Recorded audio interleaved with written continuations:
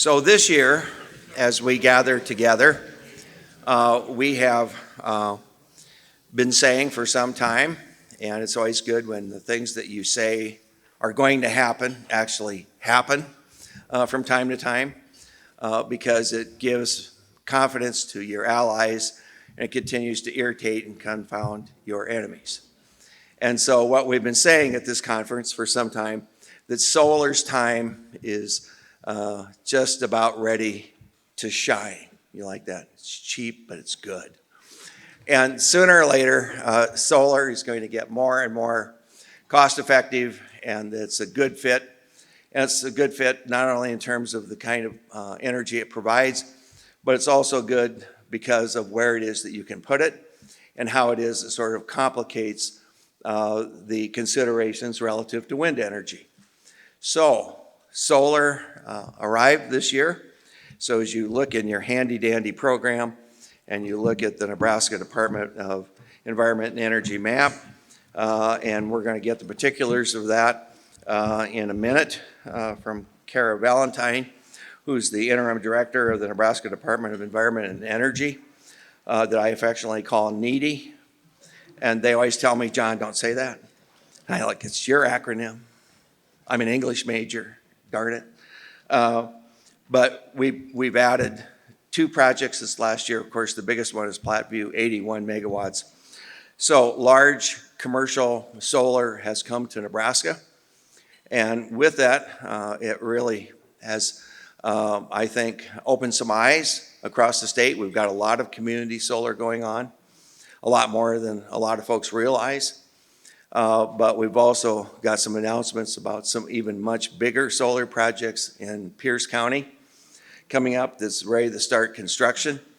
And so this is an exciting time in the world of renewables. And so as the really old pull-up poster across the way talks about barriers, I'll just let you in on a small secret. When we looked at that poster, we looked at that and said, that really ought to be a lot of what goes on at this conference, going all the way back to the very first conference, is that we want to bring folks who are stakeholders, diverse stakeholders together to get a lot of the latest and best information on a wide range of topics.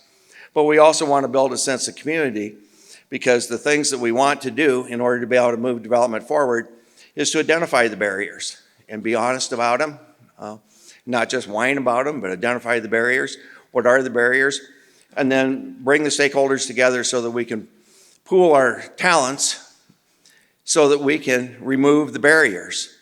And once, amazingly enough, you remove the barriers to development, the economics and all of the other things take over, and gee, we move forward.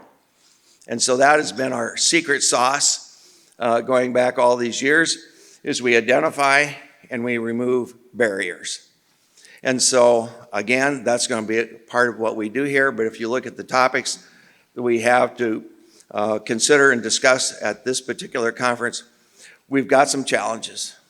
And we got some challenges that if we don't deal with them are going to turn into barriers. And we do need to think about them. So we're going to have workshops on those things. And we appreciate your participation, but we also appreciate your ideas and your energy.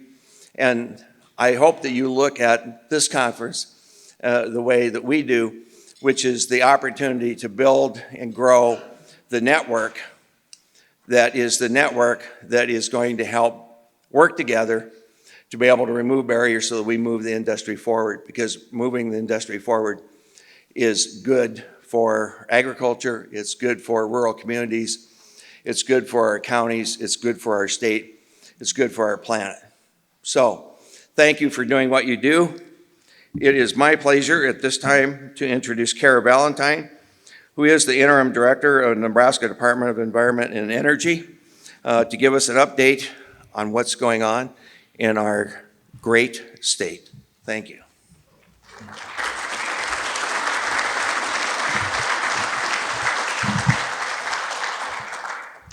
Thanks, John. Good morning and welcome to Lincoln. The Department of Environment and Energy is honored to be part of the Wind and Solar Conference since its inception 17 years ago. So 2024 is shaping up to be the year of climate plans. The reason for that is EPA's Climate Pollution Reduction Grant Program, where EPA gave funding, a $3 million grant, to the state to create the first ever statewide climate plan. And when I talk about climate plans here, I'm talking about plans focused on greenhouse gas reductions and not so much on weather events. But with this grant, the state of Nebraska came up with its first ever statewide climate plan, and the city of Omaha also came up with a climate plan. So one of the presentations later this afternoon with Randy Smith and Marco Floriani, you're going to hear more about those two climate plans. The city of Lincoln also has a climate plan, but they've had it for several years. And they are working to update it. So a year of climate plans. One of the highlights for DEE this year has been the pollution reduction grant from EPA. As I mentioned, it's a $3 million grant, and that enabled us to go across the state and to solicit feedback on what kind of measures Nebraskans want in order to reduce greenhouse gases while still bolstering the economy. So many of you, especially the utilities, helped us out and participated in those meetings. As a result, we came up with 8 different measures we thought we could implement across the state in our priority climate pollution grant, our plan. So we call it a PCAP. Fortunately for us, EPA awarded us $307 million to implement that grant. This is a historic achievement, by far the largest grant our agency has ever received.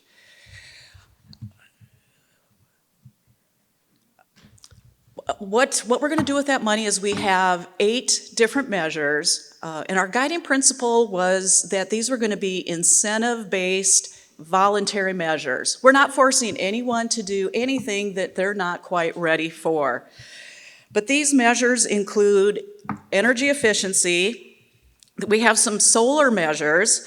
So one of the solar measures is infrastructure in low-income communities. So for example, what we could do is set up solar to run the wastewater treatment plant, for example, and help that community save expenses. Another solar measure is putting solar on unused land. So here what we're thinking about are solar canopies over parking lots, for example.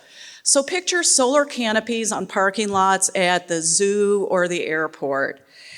There are a lot of benefits there. We're generating electricity, we're creating shade, and it's an educational opportunity for people at the airport or going to the zoo. Related to that, we're also looking at solar panels on feedlot canopies, so shade structures for hogs, for example. Why not put solar panels on those?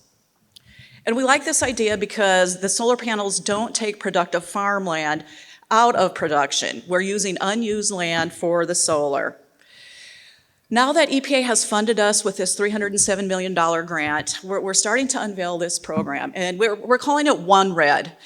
That's a snazzy acronym for Opportunity for Nebraska, reducing emissions and decarbonization, so OneRed. If you want any updates, you can look at our website, and we're starting to set up those 8 different measures.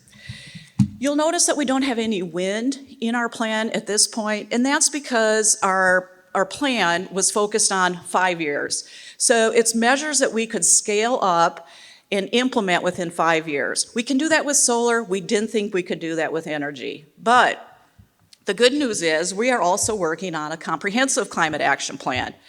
That plan is due next summer, and it will look at more long-term measures like wind, and we will be evaluating our greenhouse gas reductions through 2050.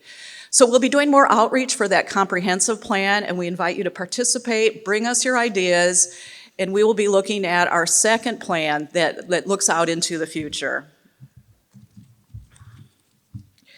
So just last week, EPA approved our work plan for the priority plan, and the funding is now available. So we are setting up those individual programs.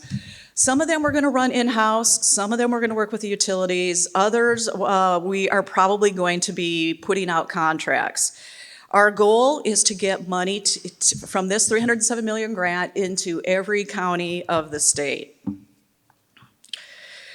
I want to give you a quick update on federal funding. Through federal grant programs like federal laws, the IIJA and the IRA, there is billions of dollars of funding available, mostly through DOE and EPA. So our job at DEE, we monitor all these different grant opportunities. We evaluate if it's something that we can apply for and if we have staff to implement these programs, and then we apply for the funding. If we get the funding, then we have to develop new programs. So far, we've done that with existing staff. We have not hired any new staff yet, but with this One Red program, we probably will have to. We just don't have enough people to carry it out. But as of today, our agency has applied for $810 million. So we're taking to heart the governor's directive, Governor Pillen, that we get more than our fair share of federal funds. So we have applied for $810 million. We have received almost $542 million so far. So it's kind of a blessing and a curse. It's great to have all that money. We can do great things with it. It's a lot of work for our existing staff. But we view it as kind of a one-shot opportunity. So we're trying to get all the money we can so we can get it out on the street. With that $542 million so far, some of the projects we're looking at are improving grid resiliency, energy efficiency, solar projects, and job training. So within our agency is the Department of Energy, and those folks are fantastic. They do a great job running programs, and they also collect energy statistics. I asked my team to set me up with some fun facts for today. So currently, Nebraska has the third best wind resources in the nation. Nebraska has the 13th best solar resources in the nation. Nebraska's renewable resources account for over 30% of Nebraska's total electricity generation, behind coal, but ahead of both nuclear and natural gas. Now, John talked about some of the big projects that are going on in Nebraska. I want to highlight two of those. The city of Wahoo energized an array of 6,500 solar panels with a capacity of 2 megawatts. The solar array generates enough electricity to power about 350 homes a year. The largest solar plant to date in Nebraska outside of UTAN is Platteview Solar. This is OPPD's first utility-scale solar project. It began commercial operation in May. The plant's 188,000 solar panels can generate 81 megawatts of electricity, which is enough energy to power 14,000 homes.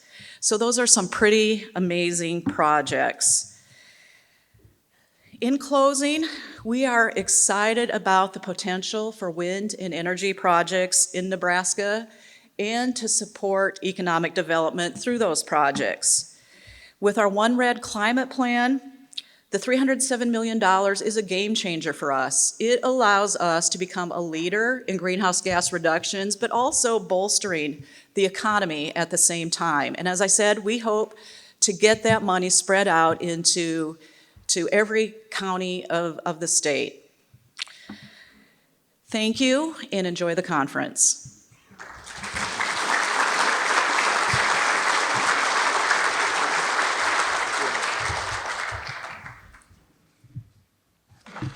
Now, as Paul Harvey used to say, now for the rest of the story, I want to bring up some things I should have brought up the first time, but I want to draw your attention to, in your program, the all-important chairman's letter.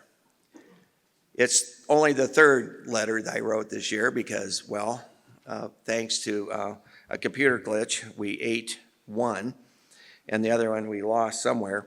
So this is my third letter, but I like it. It's good, but it lays out some of the challenges. But most importantly, it also identifies publicly so that you actually know who they are, the folks who do the work and spend their time and their talents and bring a whole host of perspective and expertise to the table to make this conference possible. And it is the 18 folks that are part of our planning committee. And so this committee, as the committee knows, ends up having to work pretty much most of the year. And as we get into kind of the time crunches and the critical times, we have a lot more meetings. But these folks not only bring ideas, but they also help us do a lot of the work. So with those, I'm going to probably do this a couple times during the conference, but these are the folks that really make all this possible. So would they all stand, please? And I'm going to mention their names. So all of the committee, please stand up.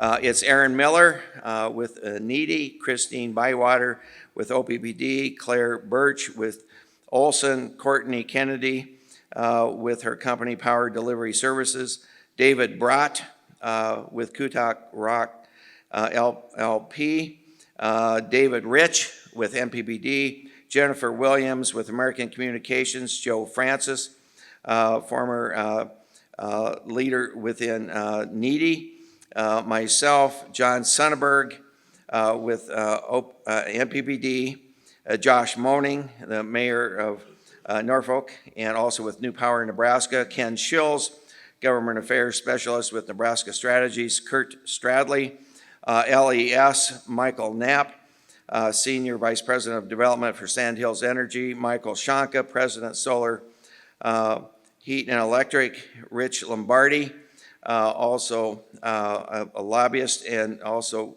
with American Communications and the Advanced Power Alliance, and Tony Baumert with Olson, and Will Kirby with HDR.